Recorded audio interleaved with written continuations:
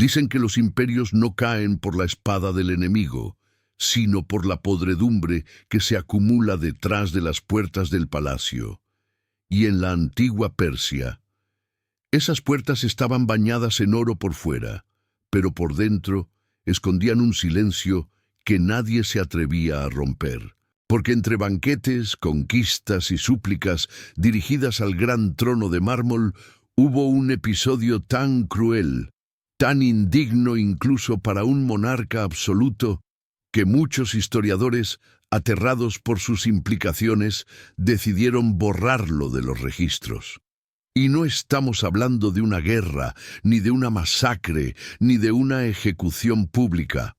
Lo que el rey Jerjes hizo con su propia hija fue un acto que ningún enemigo del imperio habría imaginado. Un gesto nacido no del deber ni del honor, sino de un miedo tan profundo que lo volvió capaz de sacrificar aquello que debería haber protegido con su vida. Porque cuando un rey teme perder el poder, pierde también su humanidad. Hoy, por primera vez, abriremos ese libro prohibido. Desenterraremos la verdad que Persia prefirió enterrar en arena y sangre, y tú serás testigo de un secreto que nunca debió salir a la luz. Antes de entrar en la tragedia que marcó su nombre para siempre, necesitamos descifrar al hombre detrás de la corona. Porque Jerjes I no fue solo un rey, fue una contradicción viviente. Jerjes heredó de su padre, Darío I, un imperio tan vasto que el sol parecía nacer y morir dentro de sus fronteras. Gobernaba tierras que iban desde Egipto hasta la India y comandaba ejércitos tan numerosos que los cronistas afirmaban que las flechas persas podían oscurecer el cielo. Era, en teoría, el hombre más poderoso del mundo conocido. Pero el brillo del imperio ocultaba una verdad incómoda. Jerjes era un rey hecho de impulsos. Un monarca que, según los relatos, no soportaba la idea de ser contrariado. Un hombre con una sensibilidad herida y un orgullo que ardía como fuego. Los historiadores antiguos, griegos, persas y hasta romanos, lo describen con un trazo peculiar. Inestable, capaz de grandeza, pero también de crueldad repentina. Se cuenta que podía recompensar con tesoros inimaginables en un instante y al siguiente ordenar castigos tan desproporcionados que bordeaban la locura. Para él, el poder no era una responsabilidad, era un derecho divino, y cualquier sombra que amenazara su autoridad, incluso una sombra dentro de su propia familia, debía ser aplastada. Jerjes vivía rodeado de lujo, pero también de miedo. El miedo constante de perder lo que su padre había construido. El miedo a no ser recordado como un conquistador. El miedo, incluso, a que su propia sangre pudiera convertirse en su enemigo.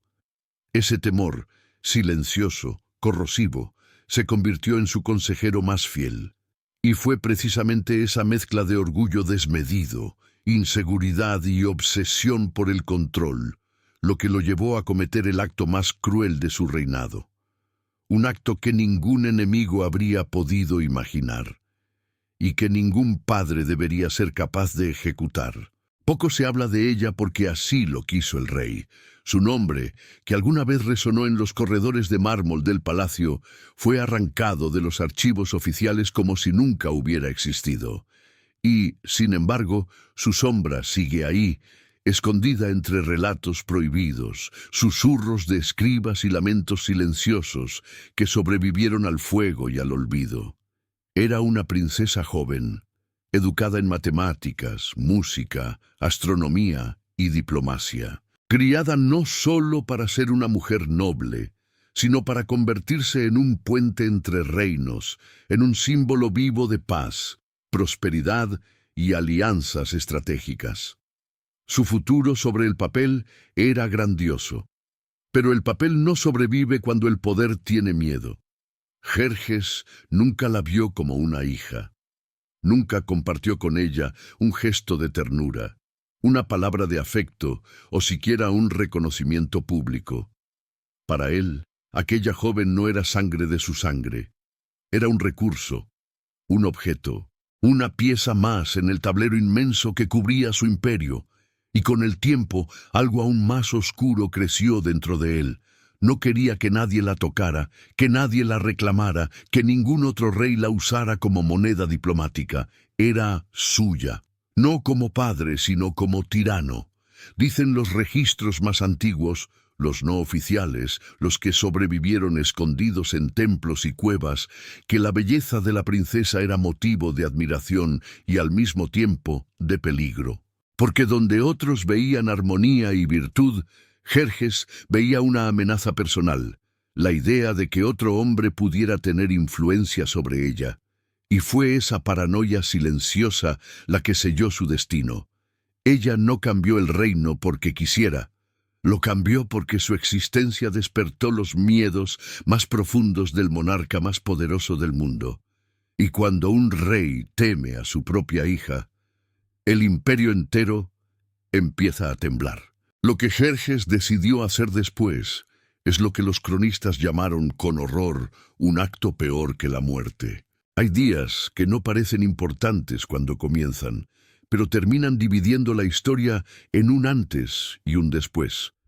Y para la princesa, ese día llegó cuando tenía apenas 15 o 16 años.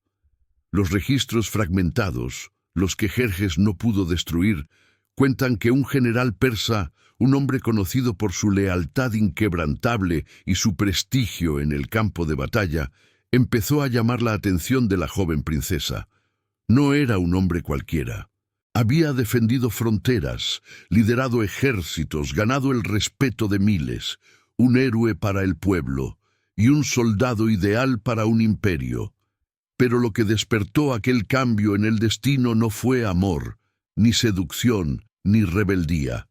Fue algo mucho más simple, la pureza de una conversación, la manera en que ella sonrió cuando él le explicó una estrategia militar, el gesto respetuoso con el que él inclinó la cabeza al escucharla hablar, un intercambio humano, inocente, casi insignificante, excepto para Jerjes, porque en la mente del rey nada era insignificante cuando se trataba de su hija.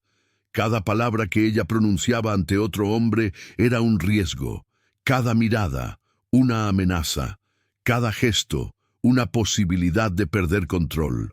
Cuando los informantes del palacio le hablaron sobre la cercanía entre la princesa y el general, Jerjes no pensó en diplomacia, ni en honor, ni en la posibilidad de un error de interpretación.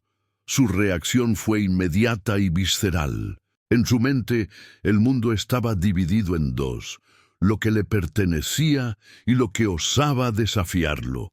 Y en ese instante decidió que la princesa pertenecía a la primera categoría y el general a la segunda. Nunca sabremos qué sintió exactamente el rey. Celos, miedo a perder poder, o una paranoia tan profunda que lo hacía interpretar cualquier gesto como un ataque a su autoridad divina. Lo cierto es que ese día, en el corazón del palacio, se encendió una chispa que pronto se convertiría en un incendio que consumiría la inocencia de la princesa, la lealtad del general y la humanidad del monarca. Porque fue en ese día, ese momento mínimo casi invisible, cuando el imperio comenzó a desmoronarse. Desde adentro, los celos de Jerjes no eran simples emociones humanas. No eran los celos de un padre protector, sino los celos de un hombre que había confundido el poder con propiedad y la sangre real con una extensión de su ego. Para él, la princesa no era una hija, era un símbolo, una pieza irreemplazable de su autoridad, un recordatorio viviente de que su linaje debía permanecer intacto, puro, bajo su control absoluto. Cuando escuchó los rumores sobre la cercanía entre la joven y el general, algo se quebró dentro de él. Lo que para cualquier persona habría sido una señal de juventud y nobleza, para Jerjes fue una grieta en su mundo de dominio total, una amenaza personal, un desafío que no podía tolerar, y ese pensamiento empezó a perseguirlo. Dicen que dejó de dormir, que despertaba en mitad de la noche imaginando miradas, palabras, promesas que jamás ocurrieron, que veía en cada gesto de la princesa un indicio de desobediencia, y en cada paso del general un intento de usurpar lo que él consideraba suyo. El rey no buscó la verdad, buscó confirmación para su paranoia, convocó a los sacerdotes del fuego sagrado, esperando que las llamas revelaran una traición inexistente. Llamó a los astrólogos de Babilonia para leer en las estrellas un destino que justificara su miedo. Consultó a consejeros que, temiendo perder la cabeza, le dijeron lo que él quería escuchar, y todos repitieron la misma sentencia.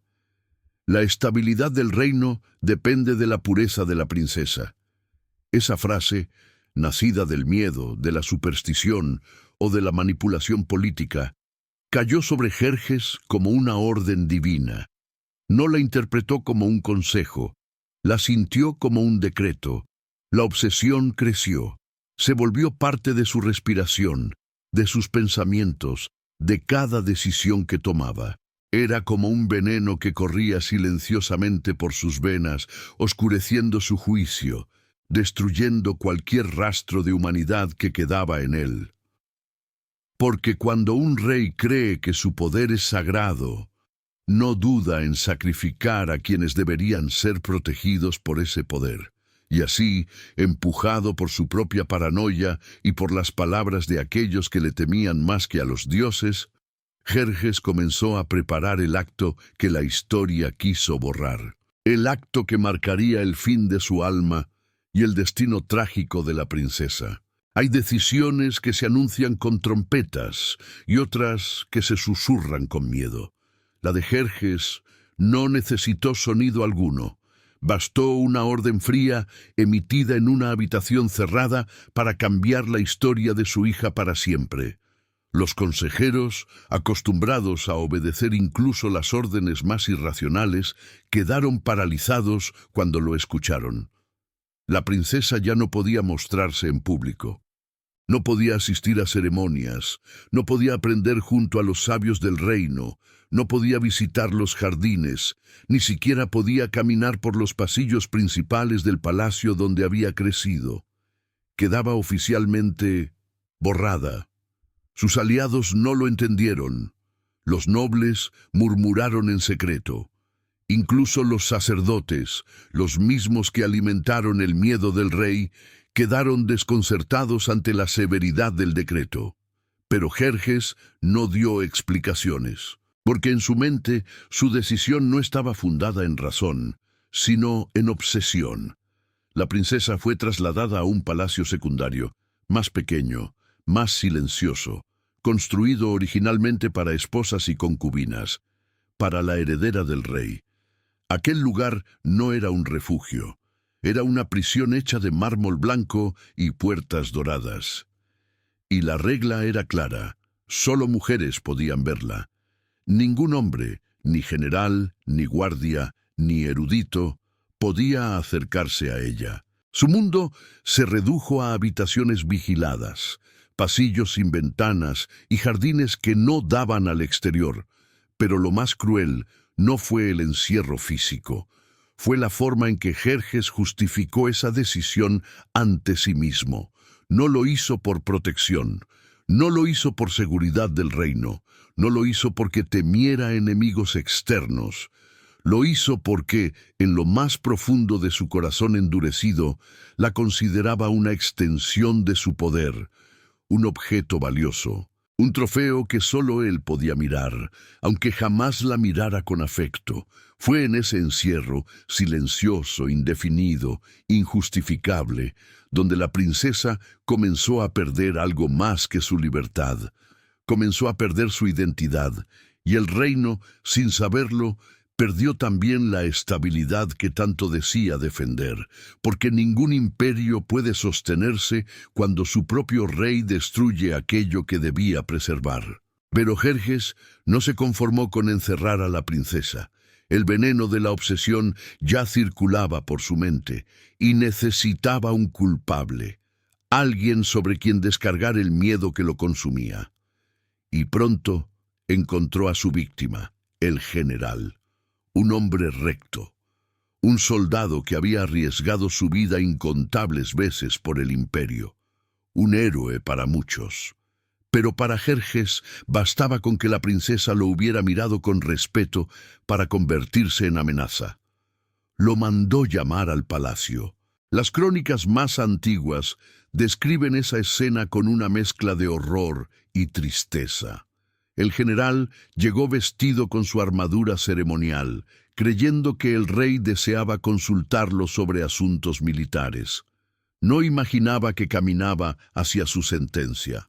Frente al trono, Jerjes lo acusó sin pruebas, sin testigos, sin permitir defensa. El general, confundido pero firme, juró por los dioses que nunca había faltado al respeto a la princesa, que sus palabras hacia ella habían sido siempre de enseñanza y honor, que jamás había osado mirar a la hija del rey con intención indebida. Pero nada de eso importó. Jerjes ya había dictado su culpa antes de escuchar su voz. No buscaba justicia, buscaba reafirmar su dominio, y la muerte del general sería su mensaje. Ordenó su ejecución inmediata, sin juicio, sin despedida, sin clemencia, y entonces llegó la crueldad más profunda. La princesa fue obligada a presenciarlo. La llevaron al patio interior, rodeado de columnas que parecían sus propios verdugos. Ella temblaba, incapaz de comprender cómo un gesto inocente había desencadenado un castigo tan brutal. El general, al verla, bajó la cabeza no por miedo, sino por compasión, porque entendió que su destino no era lo que más dolía en ese momento. Era el destino de ella. Dicen que ella gritó. Dicen que trató de interceder. Dicen que sus lágrimas fueron las primeras grietas en un corazón que aún no sabía lo peor que estaba por venir. La espada cayó. El silencio se hizo eterno. Y con ese acto, Jerjes no solo eliminó a un hombre inocente, rompió algo dentro de su hija que jamás volvería a sanar. Ese fue el primer golpe, el inicio del fin. Pero no fue el peor. Los textos persas más antiguos no se atreven a describirlo abiertamente, lo insinúan, lo envuelven en metáforas, como si las palabras mismas temieran despertar el espíritu de aquel acto prohibido. Dicen que, después de la ejecución del general, Jerjes cayó aún más en la obsesión. La idea de que su hija pudiera amar a otro hombre, o que otro hombre pudiera verla como más que un símbolo, se volvió insoportable. Ya no bastaba con encerrarla. Ya no bastaba con borrar su nombre de los registros públicos. Tenía que asegurarse de que nunca jamás perteneciera a nadie más. Y así nació la decisión más cruel de su reinado. Los sacerdotes del fuego sagrado fueron convocados en secreto, no para pedir consejo, sino para ejecutar un ritual tan antiguo, tan temido, que solo se mencionaba en textos destinados a los iniciados más antiguos del imperio. Un ritual que no mataba el cuerpo, pero mataba la vida futura. Los textos lo describen con palabras cuidadosamente escogidas, evitando cualquier detalle explícito. El vínculo se quebró. El linaje fue sellado. De su rama no brotaría fruto. Fue apartada de los caminos de la maternidad. Era un acto simbólico, pero devastador. Un ritual diseñado para anular para siempre la posibilidad de matrimonio, de descendencia, de cualquier futuro que uniera su sangre con la de otro hombre. Un círculo roto antes de poder cerrarse. Los cronistas, aterrados por la monstruosidad del hecho, encontraron una sola expresión capaz de describir lo que Jerjes había ordenado: la muerte sin morir, porque la joven siguió respirando, siguió caminando, siguió existiendo en apariencia, pero dentro de ella algo esencial, algo profundamente humano, había sido arrancado de raíz. La princesa se volvió un espectro en vida, una presencia silenciosa encerrada en un palacio que ahora era tumba. Un recuerdo incómodo para un rey que la veía todos los días, pero que ya no la reconocía como hija. Los textos sugieren que, después del ritual, Jerjes evitaba incluso pronunciar su nombre. No por culpa, sino porque, en su mente, ella ya no pertenecía a este mundo, ni al de los vivos ni al de los muertos. Era un símbolo roto, un secreto viviente, una herida que el imperio entero prefirió ignorar. Y así, la princesa que había nacido para unir reinos terminó convertida en la sombra más oscura del reinado de Jerjes. El golpe más cruel ya había sido dado, pero la historia aún guarda un último susurro, una consecuencia inesperada que marcaría el declive del rey. Después del ritual, no hubo duelo, no hubo ceremonia, no hubo palabra alguna que pudiera nombrar lo ocurrido, porque Jerjes no solo destruyó el destino de su hija, también destruyó la posibilidad de que el mundo la recordara. Cualquier persona que mencionara la tragedia, aunque fuera en susurros, aunque fuera en lamento, aunque fuera por compasión, era castigada, a veces con prisión, a veces con desaparición, a veces con algo peor. Los escribas recibieron órdenes estrictas. Su nombre debía desaparecer, borrado de tablillas, eliminado de pergaminos, rasgado de genealogías. Era como si el rey intentara arrancarla no solo del presente, sino también del pasado. Los poetas que se atrevieron a escribir versos sobre ella, versos de pena, de belleza, de indignación, fueron censurados, sus obras confiscadas, sus manuscritos destruidos frente a sus propios ojos. Porque la poesía, más que cualquier espada, podría haber denunciado la brutalidad del rey. Y así, la corte entera fue sometida a un pacto de silencio tan rígido, tan asfixiante, que las palabras se convirtieron en armas. Nadie mencionaba a la princesa, nadie preguntaba por ella, nadie miraba hacia el palacio donde estaba encerrada. El silencio se volvió costumbre. Luego, ley.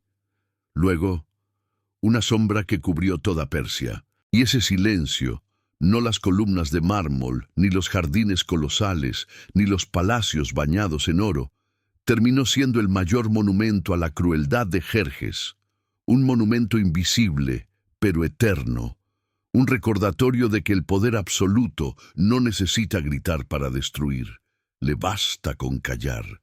Fue ese silencio el que mantuvo viva la tragedia, y al mismo tiempo el que la enterró. Porque a veces lo más cruel no es lo que se hace, es lo que se obliga al mundo a callar. La joven nunca volvió a ser la misma. Después del ritual, del encierro y de la ejecución del general que ella estimaba, su espíritu comenzó a marchitarse lentamente, como una lámpara que arde sin aceite. Los textos griegos, menos controlados por la censura persa, son cruelmente claros. Dicen que murió en aislamiento absoluto, sin compañía, sin canciones, sin ceremonias, sin nadie que pronunciara su nombre. Otros cronistas afirman que perdió la razón antes del final, que hablaba sola en los jardines internos del palacio, que preguntaba por el general como si aún pudiera oírla, que tocaba las paredes buscando una salida que ya no existía. Pero todos coinciden en algo. Su muerte no fue un evento, fue un proceso, una agonía silenciosa, lenta, invisible para el mundo, pero devastadora para quienes, en secreto, aún guardaban compasión por ella. Cada día que pasaba, la princesa se volvía una sombra más tenue. Dejó de comer con regularidad, dejó de estudiar, dejó de cantar las melodías que alguna vez habían llenado el palacio de vida. A veces se sentaba frente a una ventana pequeña y miraba el horizonte sin verlo. Otras se quedaba horas acariciando una cinta que pertenecía al general, única reliquia de un afecto prohibido que jamás llegó a nacer por completo. La corte, silenciada por el miedo, fingía que ella no existía. El imperio, ocupado en guerras y ambiciones, no la lloró. Y Jerjes jamás pronunció su nombre otra vez. La historia la dejó morir 2 veces, primero en vida, luego en memoria.